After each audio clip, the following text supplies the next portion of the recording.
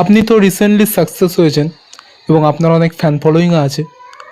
তো আপনার এই সাকসেসের জার্নিটা যদি আমাদের সঙ্গে একটু শেয়ার করতেন।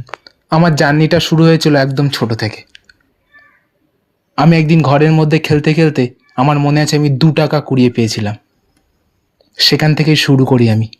তারপর আমি ঘরের কোনো জায়গা বাদ দিতাম না, কোণে, খাটের ধারে, খাটের নিচে, সব জায়গায়। কিন্তু কোনো না কোনো জায়গায় আমি কখনো 1 টাকা, কখনো 2 টাকা পেয়েছি। একবার তো আমি 5 টাকা পেয়েছিলাম গদির তলায়। এইভাবে শুরু হয়েছিল আমার বিজনেস। একটা সময় ছিল যখন আমার কাছে কোনো গাড়ি ছিল না। বাবাকে তখন বলেছিলাম, বাবা আমাকে একটা গাড়ি কিনে দাও। বাবা একটা কথাই বলেছিল, টাকা নেই। কিন্তু সেই দিন আমি প্রতিজ্ঞা করেছিলাম, একদিনের মুখ্য জবাব দেব আমি। একদিন এত টাকা হবে যে বাবা আর টাকা রাখার জায়গা পাবে না। কিন্তু হ্যাঁ, সেটা আমি পেরেছি।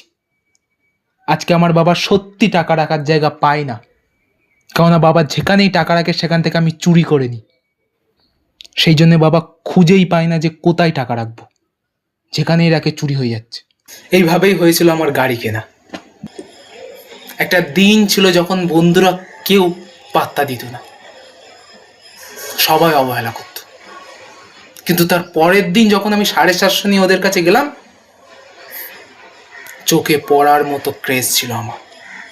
তখন সবাই আমাকে ঘিরে বলছে, আমাকে দে, আমাকে দে, আমাকে দে, কারণ 750 বোতলটা আমার হাতে ছিল।